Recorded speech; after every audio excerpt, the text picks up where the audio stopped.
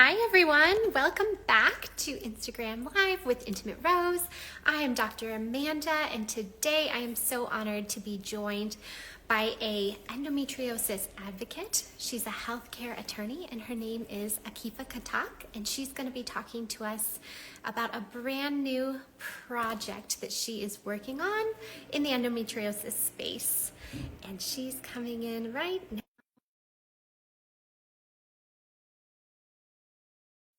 As we're going along, please don't hesitate to put them in the chat box. We're going to be talking all things endometriosis, endometriosis advocacy, and a brand new tool that's going to really change how endometriosis is diagnosed and the ease at which patients are going to be accessing care.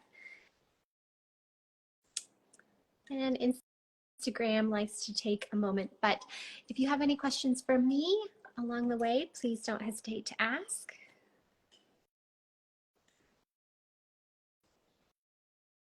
I have a little bit of a cold, so please pardon the sniffles. It's that time of year.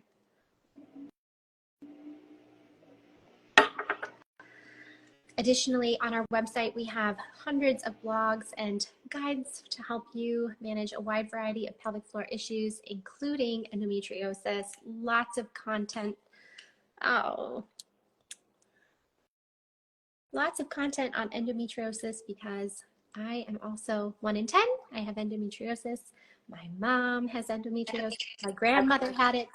Hi, how are you? Hi, how are you? I'm good, thank So you. good to have you here. I was just introducing you. You have so many amazing gifts that you bring to the endometriosis space. Do you want to start by telling us about your work in endometriosis advocacy? Absolutely. So, my name is Akifa Khattak. I am a healthcare attorney by trade, and I also have a background in health administration from Cornell, as well as a background in biotechnology from Hopkins. How I got in the space was I am an endometriosis patient myself. I would like to preface that I am completely healthy currently, but I did have quite a hard journey along the way that got me into the women's health space.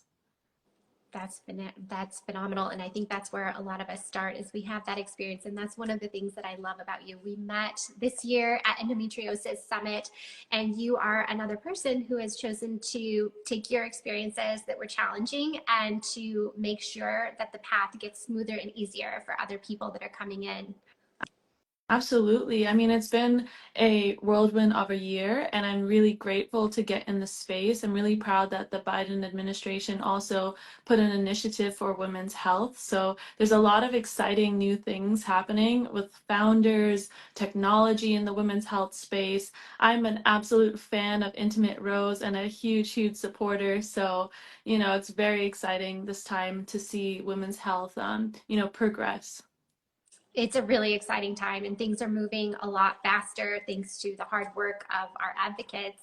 How do you use your background as an attorney to help move this message forward and to create easier pathways for women who have endo? Yes. So there's multiple ways, and as you probably know yourself, in this space, you can wear multiple hats as well. So I would say, in terms of being a healthcare attorney, I am able to, one, assist founders if they need any help with compliance, regulation. A lot of startups, they have amazing products, but they're like, well, I don't know how to get it through the FDA. I'm not really sure how to deal with HIPAA if it has a digital component to it. So I can assist with all of those things. My background again is assisting providers in healthcare systems. So anyone in the space, if you're a pelvic floor therapist, if you want to start your own business, etc., I can assist with that. But also, in terms of advocacy, what that portion is more a push towards, hopefully people can get more in the space.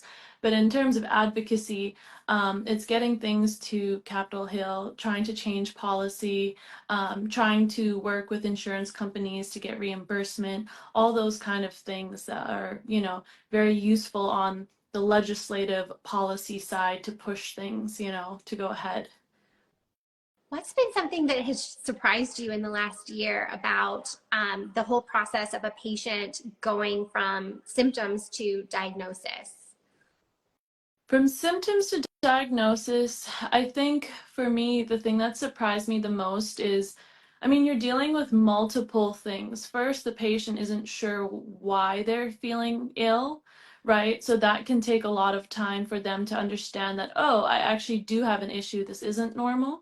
And once they kind of break through and they're starting to seek help, people are more aware in the industry now or in the healthcare space, but I would say that it's still a little bit, it's still difficult for patients to still get that initial help because a lot of times it will say, hey, you just have ovulation pain, not being believed. There's a little bit of the stigma that is now trying to be broken down, but medical gaslighting is very real.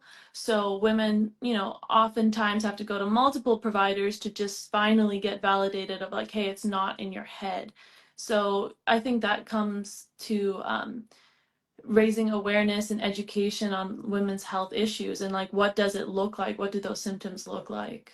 Absolutely. I love that. You are spearheading a brand new project with your background in biotechnology and all of your knowledge about endo, about something that's, I think, going to really shake up how patients are getting diagnosed. Would you like to talk to us about Her Health AI? Absolutely. I'm the co-founder of Her Health AI, which is an endometriosis diagnostic femtech company. I have amazing co-founders with me that are pushing a novel innovation, very exciting. We got a lot done this year. Essentially, what it is the software as a medical device. For those of you that don't really know endometriosis, it takes 10 years to get diagnosed, one of the top 10 most painful diseases, and typically the gold standard currently is surgery. So a lot of women don't want to get a surgery because they think they have an issue. Well, Her Health AI is here to say, hey, one, we're going to lower the diagnostic time. It's a software. Essentially, you put all your clinical data slash images into the software, and we will say, yes, you have endo, but take it a little further, and we do an endometriosis mapping, and that mapping will show where the lesions are, and that helps surgeons as a guide to say, hey, this is what you need to look for when you're doing the surgery. So the actual diagnosis is non-invasive, and we're really proud of what we've accomplished thus far. It's so amazing. I think, I don't know if you were there on the last day of Endo Summit this year, but we went through one of the physicians that really moved the diagnostic process forward in the 70s and 80s and 90s past.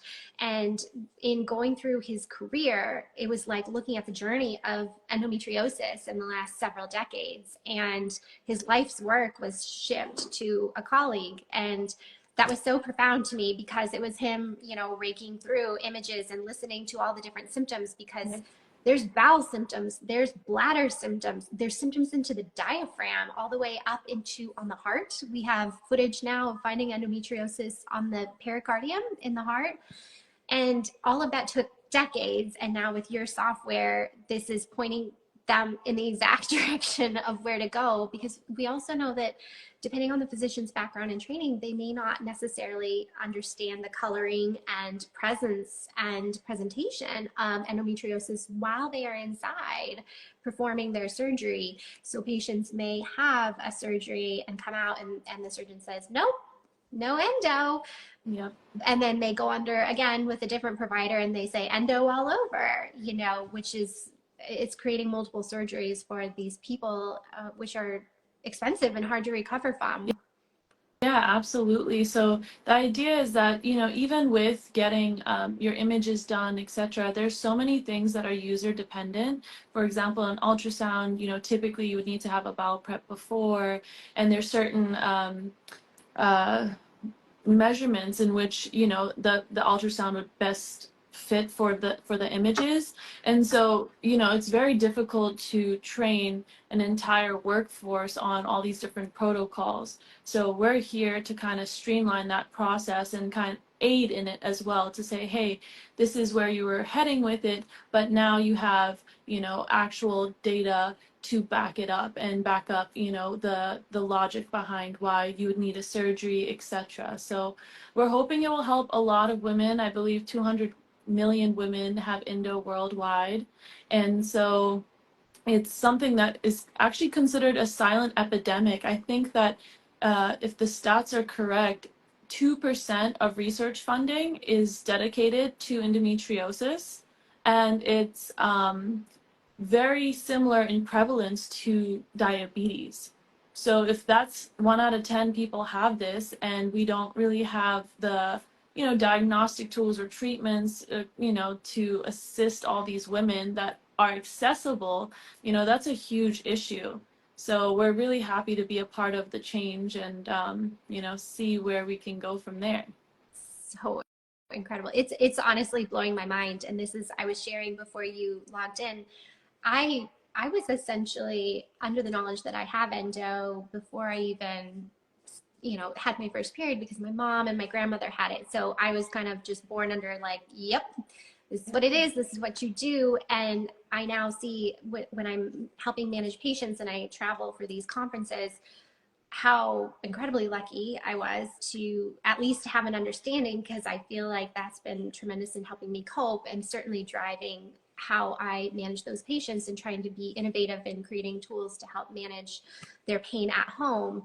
And now seeing how your product is going to significantly shorten that time for the people that have gone decades with various providers. It's so exceptional. I'm so excited. Thank you.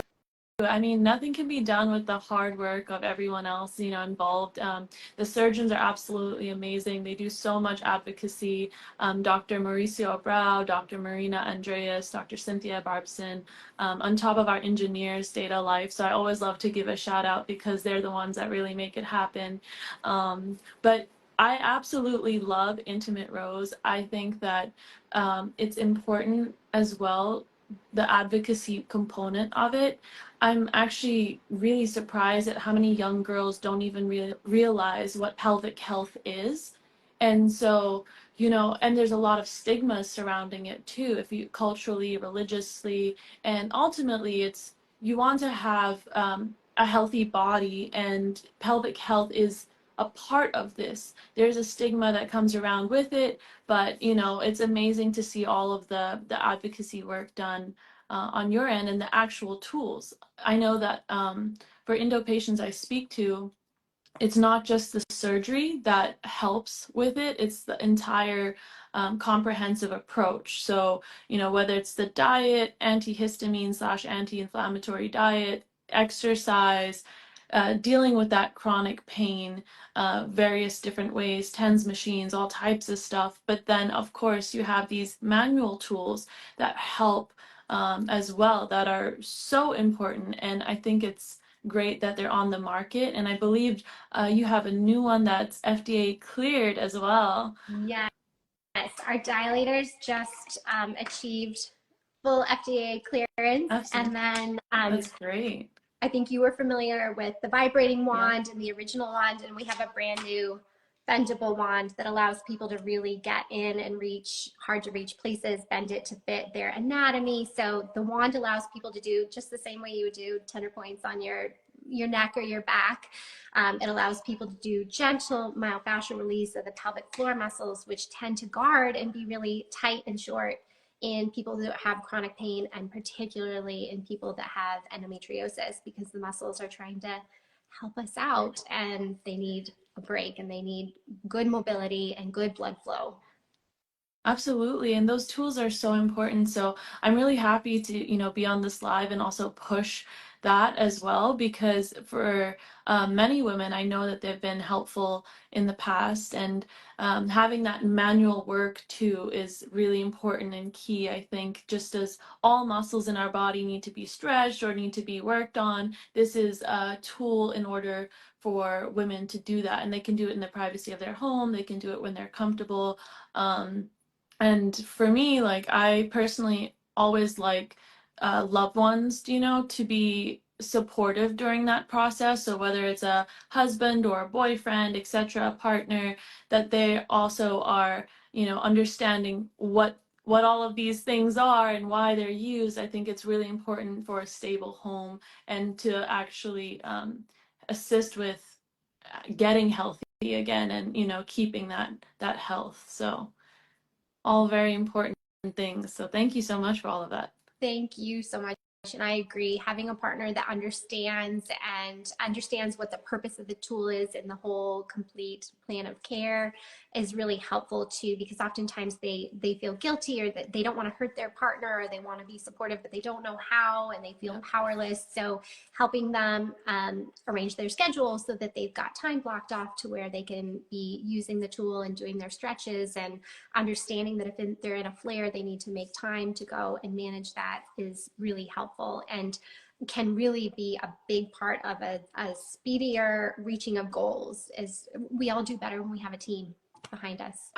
Absolutely, and people that support you. I know a lot of women also feel that they're maybe less than, or something's wrong with them, because this is such an intimate part of our health, etc.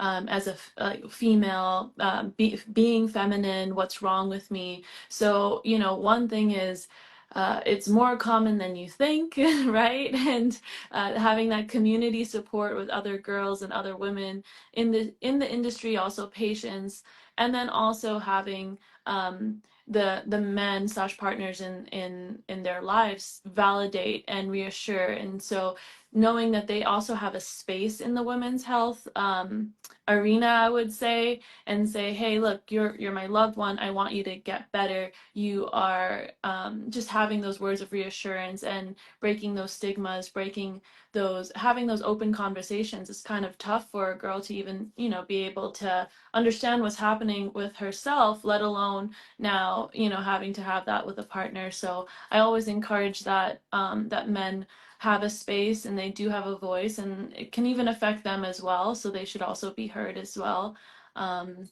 throughout this entire process, because ultimately we all just want to be healthy.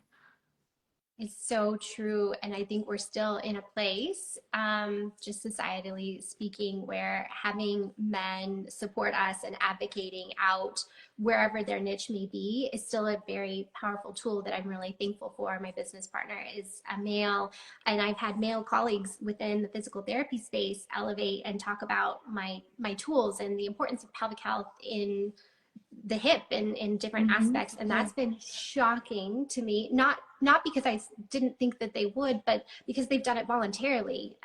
So all of that just helps to raise the message, that and it is so nice to have. But obviously as women, we are always there for each other, and we're going to elevate and lift, and together we can move things on Capitol Hill, and make a difference and make changes. Absolutely.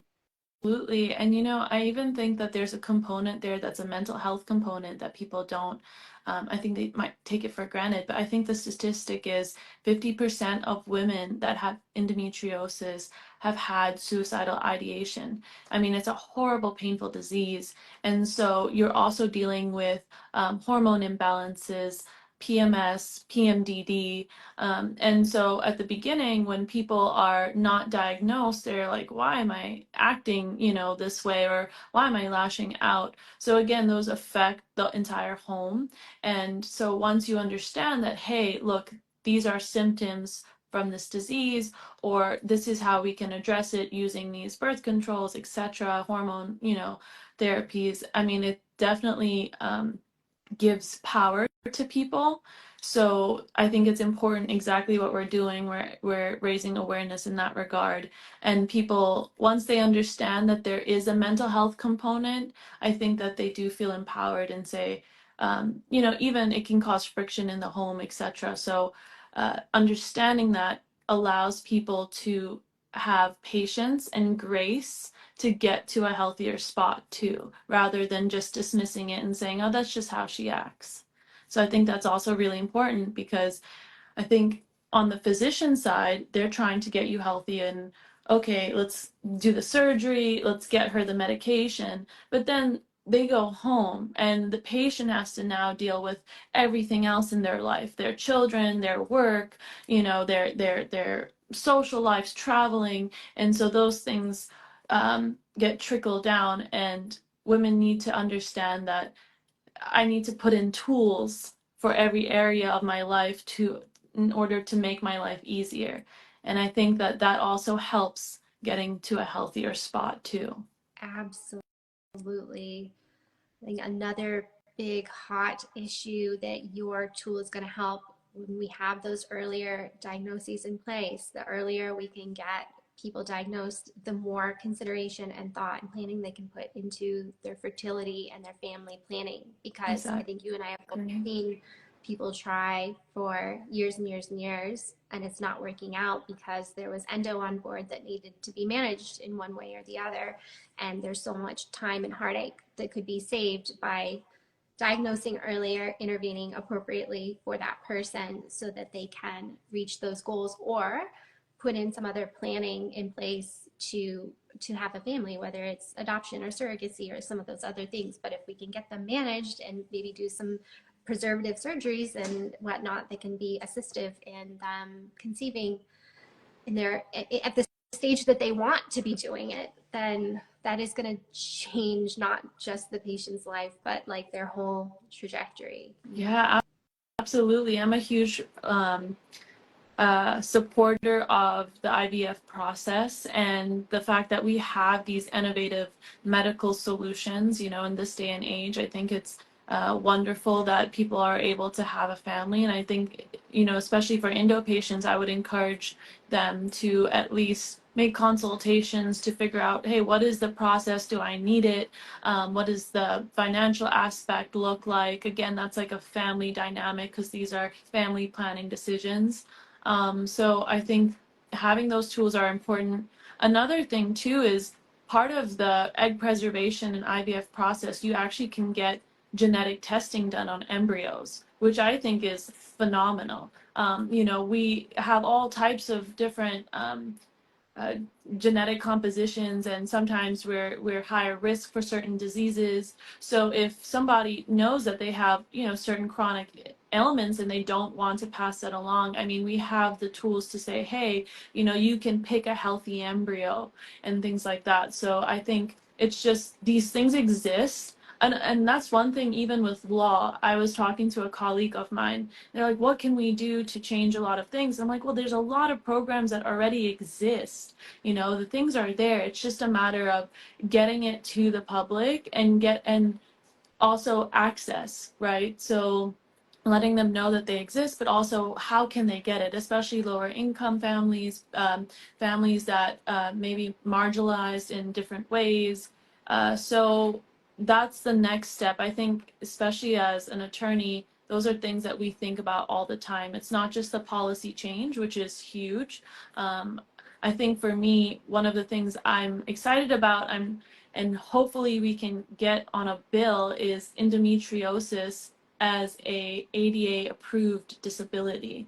I think it's really important, and I'm kind of shouting from all areas to say, hey guys, we need to have endometriosis on this disability list, and provide some kind of help for people that suffer with this disease. So that's the next project that I'm working on. But again, it's that access to these different tools. That's incredible. I didn't know that that was on the proposed list. That's amazing. Yeah, we're trying to get it on there. It's not there yet. We're trying to. So, please spread the word as much as you can for that initiative.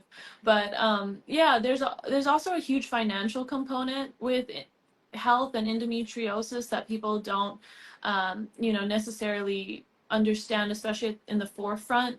I mean, a lot of things can get through reimbursement with insurance, but when you can't, let's say you have a medication, I believe Myfembree is one of them that isn't accepted by all insurances, and it reduces endometriosis pain by 90%. It's a very useful medication. However, some women are saying, hey, look, uh, it's not that I don't want it. It's not patient non-compliance. It's the fact that I can't afford it. It's not on my, my in my coverage. And what do I do if I run out? So it's dealing with insurance companies, dealing with people in the White House to say we need to have more access to these kind of tools. So that's our push, and I hope that other women can support it, and men as well. I love that. Are you able to share when Her Health AI will be live and readily available in clinics? So we're hoping to have our pilot program next year, and in fall of next year, early 2026, we're hoping to enter the market. So 1 year of preparation, getting it pilot programs out there, and so it's very soon actually, compared to other innovations that might take a little time to get through the FDA. We are going strong. So again, support of all of the co-founders, very grateful for this, initiative. That's so amazing. If people want to help support all of these initiatives, whether it's helping to contact their local legislation on behalf of support of a bill for endometriosis or supporting you and your new platform, where can they find that information? Absolutely. So they can reach out at the Her Health AI website. They can reach out to me directly via Instagram or email. And then if they want to reach out to their local representatives, there is a list of um, bipartisan Congress members, Democrats and Republicans, that are pushing women's health initiatives. So that's easily Googleable, and I'd be happy to share the names where they can reach out to those offices as well in order to sign petitions and all types of things. That's amazing. We will be saving this video to both of our walls, and perhaps in the comments section we can list out some of those resources and people can reach out to both of us and we'll get them linked up, because it takes many hands to build a village. And when we're talking about legislation and helping to get different clinics interested in new technology, oftentimes it's the patient going in and banging down the door and saying, I heard about this thing, why don't you have this thing, go get this thing please. Which is helpful in getting the product that is moving the needle out and onto the market. Exactly. So, I mean, it's been a pleasure to talk to you, and I am a true supporter of everything you do. I really think that you are um, revolutionizing women's health and talking about access, etc. I mean, you're doing it. So I have the utmost respect for everything that you've done, and I'm excited to see where else Intimate Rose is going to go. Thank you so much. I appreciate that. I feel the exact same way about you. You stood out to me the minute I met you. So I'm not shocked, and I think you're going to go great places, and I'll be behind you every step of the way. Thank you. Thank you so much for having me on the slide. Thank you so much for being here. And if anyone has any questions, you can DM us and reach out, and be sure to follow her and Her Health AI so that we can help to spread the awareness and move pelvic health forward. Thank you. Thank you. Have a good day. You too. Bye. Bye.